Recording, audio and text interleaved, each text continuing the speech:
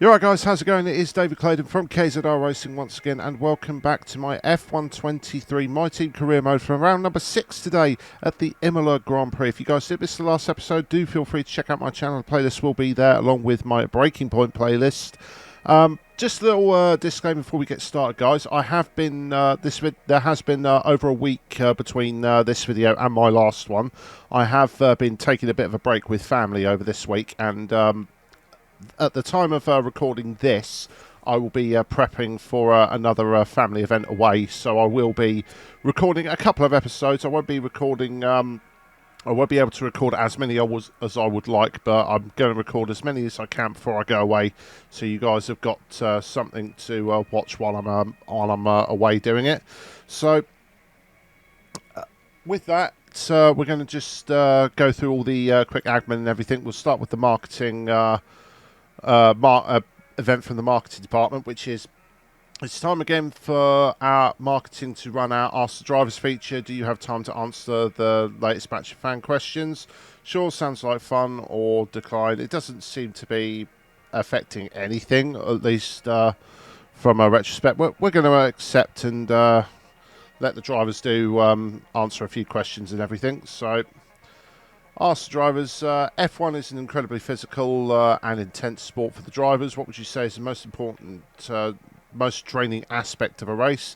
Physical, mental, and nothing. Despite the physical toll on your body, pulling up to 5G in each braking zone is bruising. Retain the level of focus required for an entire race, I would say, is the mental biggest strain thing. I would probably definitely say the mental aspect of it. It's definitely more of a thing for the drivers than the physical aspect of it. And the next one, what do you love most about the sport of F1? The cars, competition, all of it. I've always had passion for the cars, the faster the better. And cars don't get much faster than my current drive. Competition, I've always been extremely competitive on being on track. I wish I could say that about real life right now, in all honesty. And then all of it, I fly around the world driving the fastest cars. So yeah, that's probably the thing to answer that one. So we've got a few other bits and pieces in that on the activity timeline. So we're just going to go through and do that now. We're going to do the funded team event to bolster up the morale of all the other areas. We're going to do a driver second driver PR filming. We're also going to do driver promotional filming, and we'll fill out the last day with weight training for our second driver, get his pace and focus up. That's always going to be handy if we can just get Felipe up there and working better. We've got a few resource points in that. We've also got a little bit of money. It's money we can't really spend at this moment in time because we're still working on getting a few other bits and pieces. We've got several bits. We've got several parts in the works, as you can see. So we're not like suffering from a lack of R&D at this moment in time. We are going to get a couple of things come through on the timeline. Hopefully they go through, and they do. And then the weight training for our second driver. So now we have got some free space, so we can have a look and see what we can do with our parts and whatnot. So there's all our additional parts that have come through. We're now 3 on the drag reduction. We've now unlocked the DRS, so that's probably going to be, we are going to go straight for that. And that's going to come in before the Canadian Grand Prix, so that'll be ideal. Monaco's not going to be we're not going to miss DRS too much there. And Spain, we'll have to see with the new / old layout that we've gone back to. And now with everything else, we've only got 340 for this rear wing upgrade for rear downforce, so we will definitely take that as well. So that'll be the 2 parts for the aerodynamics. So we can do one more on the chassis front, as we've done the weight reduction. The tyre wear has come into a factor. So, but we can do another weight reduction if we want to, or weight redistribution. But I am going to the tire wear's okay. It's not like bad, but it is going to become a problem later on. Eventually. So for now, I am going to do the redistribution upgrade. We are going to have to focus at some point on doing more for the chassis side, because as you can see, we are technically the worst chassis on the grid. So that's not going to that's not really going to help our cause later on in the races, especially when you look how far behind like the top guys we are. So we're going to need to focus on getting this up. So we have got 2.4 million. So if we look at the chassis, we can do 2.2 for the fabrication, and 1.2 for the build time. It is gonna. The problem is that I could do the number of upgrades, but if they're going to take forever to come in, it's going to be a bit of an issue. And it's going to leave us short on money. It's going to leave us short on cash as well with our reduced income. So we're going to go for the build time. Just even if it is just one upgrade for the moment, just like getting all those upgrades out and out easy as you like, as quickly as possible, is probably the better solution. So that's pretty much all the admin. We're going to flick the parts back to the old parts, so I don't end up wearing the good ones out, and then we can switch back to the good ones before qualifying. So it's all pretty well so far before we go into the Grand Prix. But before the Grand Prix, obviously, we have to go through qualifying here. Not too sure how this is going to be around Imola with the new handling model. Last year's handling model on F122, it was absolutely diabolical to drive around here. It was so twitchy and unpredictable. But the first initial lap with the car throughout practice and then to qualifying, as you can see, I was really, really comfortable with it. I actually could be more aggressive with the car and attack the circuit the way I wanted it to. So not reading too much into Q1, obviously, getting the pole position, but we got two more qualifying, two more sessions to go through as we go through the second part of Ravazza. And you just saw there, I tried to get a little bit too greedy with the throttle there. I managed to catch it and catch the initial slide, but then the car swung back the other way, and fortunately it was only a light tap on the barrier that just broke our front wing, and we were near the pit entrance, so I could swing the car around and get back into the pits for a new front wing. But you'll see here I was a little bit twitchy through Variante Alta there, and you'll see me be a little bit pedestrian as we go through these last two corners at Ravazza, because I realised halfway through my hot lap I forgot to put on a fresh set of boots, so I was using the tyres that I just spun off on, and as a result we crossed the line now. It was still an okay lap, but as you can see we only got P11, and that was from my own doing there. I just wanted to get the wing on and get the wing repaired and get back out there again. I completely forgot about changing my tyres, but P11, I can't really say too much about that, considering how under pressure I was. So it's been it's not too bad where we are, so we can definitely make up places and score points. So let's get through into the Grand Prix.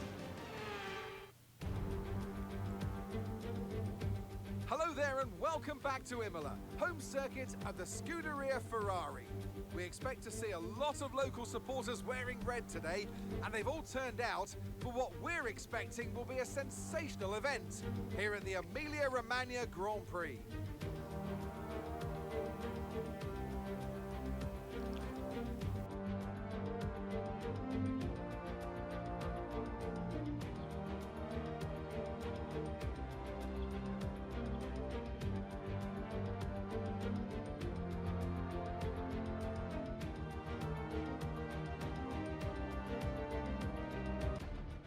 it's time to take a look at our starting grid for today's race. Lewis Hamilton lines up on pole position, edging out Sergio Perez, who lines up P2. Moving on to the rest of the grid, we have Verstappen, Leclerc, Sainz, Norris, Fernando Alonso, Bottas, Tsunoda, Davidson, Ocon, Hulkenberg, Albon, Oscar Piastri, Russell, Stroll, Magnussen, Gasly, Sargent, Joe, Drugovich, and Nick De Vries.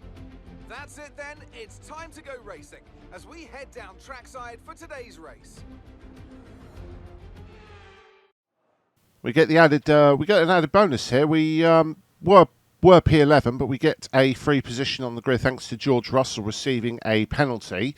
And as you can see on the weather indicator as well, to throw a little spice in, it's going to rain at some point during this race. Now, I was torn between the two strategies we had on the screen, and I went for the medium tyre strategy in the end, just to give me a bit of leeway, just in case the rain doesn't fall as quickly as I fear it might, because sometimes with the dynamic weather, it will either just lash it down straight away within 1 or 2 laps, or it will take about 5 or 6 laps for the rain to get a little bit more grease, rain to be a little more prominent throughout the race. But as you can see, a lot of drivers have thought the same thing. We've even got a couple starting on hard tyres as well, which I found really, really weird, and brave for that matter, because the hard tyres initially they're going to take a while to warm up, and then when the rain comes, that temperature's just going to evaporate almost immediately. So we're going to have to see how we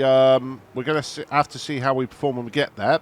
We've still got a good portion of the race in dry conditions anyway, so we're going to try and make the most of this as we can before we get to that wet session, and see if we can make up some places and then defend for our lives depending on how we do in the rain, as we now go to 5 red lights for the Imola Grand Prix. 5 red lights are out and we are underway. Very tentative start on the left hand side for Yuki Tsunoda as we pull alongside and breeze past him. And in the second phase we just get a lightning acceleration. Where on earth did that come from? I was not expecting the car to just take off as it did in the second part of the accelerations. We're alongside Carlos Sainz as we go through Tamburello up towards the Villeneuve chicane, but we're going to back out and we're going to let Sainz take that position. We're early stages of the race. We don't want to get too involved in any early race shenanigans here, so we're just going to settle down in this P7, that we're in right now behind the Ferraris at the moment. And now, as we head on to the end of the first lap, Charles Leclerc, the championship leader, is not waiting around. He's going to go on the attack of Lando Norris. Qualified well, got a brilliant start, but now the true pace of the Ferrari is going to come through. As even without DRS, Charles Leclerc pulls alongside with just slipstream and ERS alongside into Tamburello. They ghosted out a little bit there, so they probably would have made quite some hefty contact, but the game decides to be a little bit generous with them. So we're going to move on now to the end of lap number 2, and Norris is already under threat from the second Ferrari of Carlos Sainz, and we're not too far behind in the background. And there we go, Carlos Sainz just slipstreaming the ERS is going to pull alongside the McLaren, his former teammate Lando Norris, as they head up to Tamburello. We're going to hang back and see what comes of this, as now Lando Norris is going to hang it around the outside and get the line through the second part of Tamburello. That's going to offset Sainz. We're now going to come back, switch underneath him and get the ERS going to pull alongside. We're now going to do the same into Villeneuve, brake hard, down to third gear, and that is a beautiful, beautiful move as Carlos Sainz jumped over the curb, and that has allowed us up into P6 behind our fellow Brit Lando Norris. I was very, very, very pleased with myself on that move, as we can watch it again here. Lando Norris manages to hold off the initial attack from Carlos Sainz, and that allows us to get the better line through the second part of Tamburello and pull alongside the Ferrari. And here, as we go through Villeneuve, we just get on the brakes a little bit heavier than normal and just cut back underneath and cut off Carlos Sainz's acceleration out of Villeneuve. And now we can focus all of our attention on our McLaren on the McLaren of Lando Norris as we now head on to the end of lap number 3. We have DRS this time, so this is going to be a slam dunk for us. We're not going to use ERS here because the ERS is very draining around Imola. We're just going to use pure slipstream and DRS and just ease our way past our compatriot up into P5 on the road as we go through Tamburello.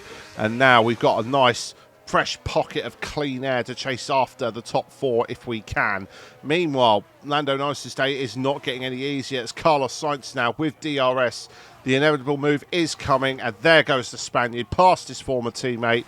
He will take P6 from the McLaren, and now he's going to set his sights on us, I have no doubt. He is on the soft tyres, we're on the mediums, and the Ferrari is a much faster car. But on to the beginning of lap number 7.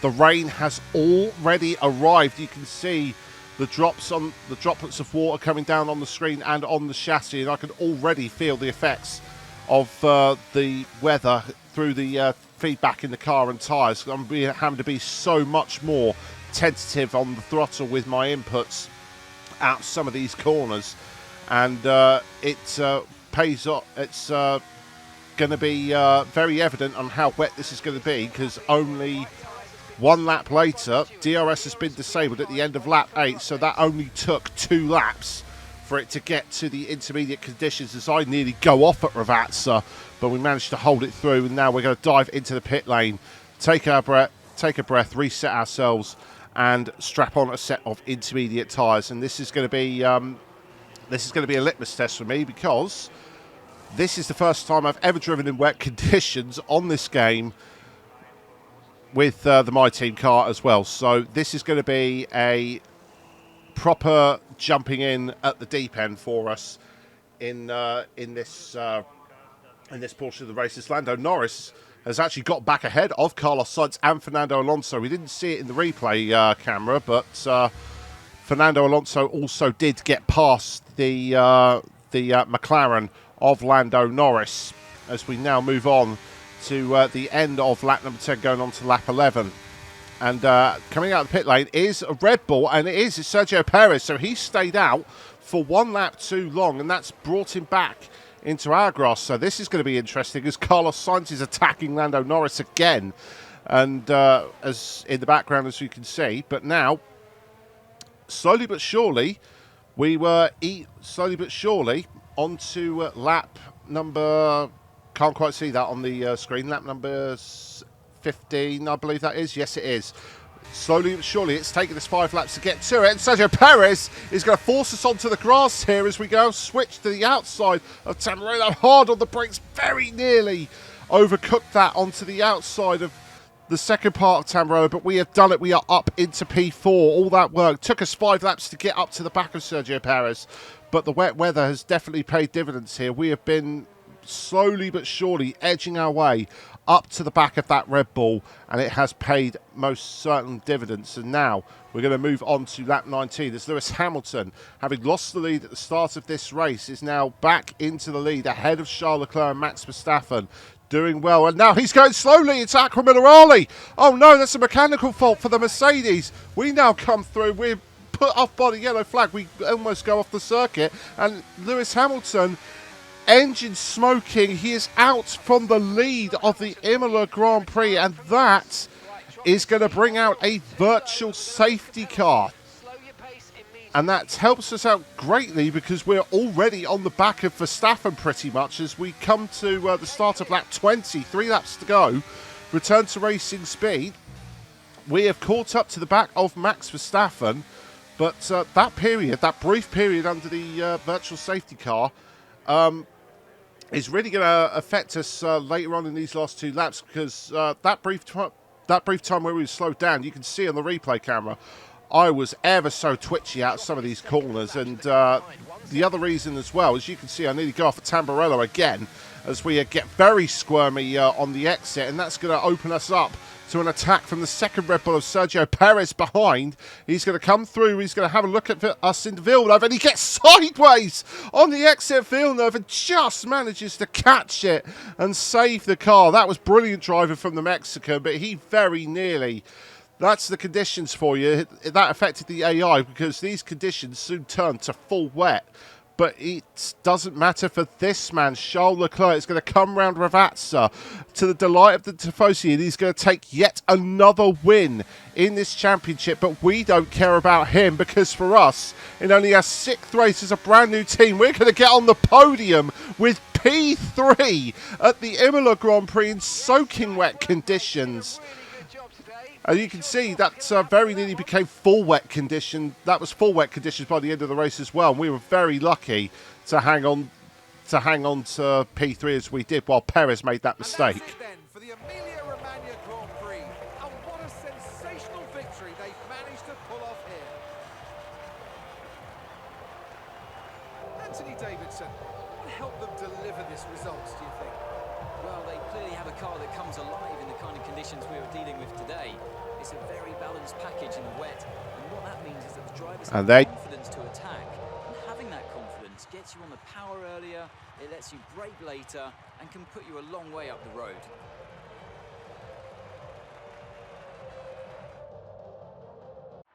Ferrari are at it again. An excellent performance at today's Grand Prix, and they're certainly a team that know what they're doing out there.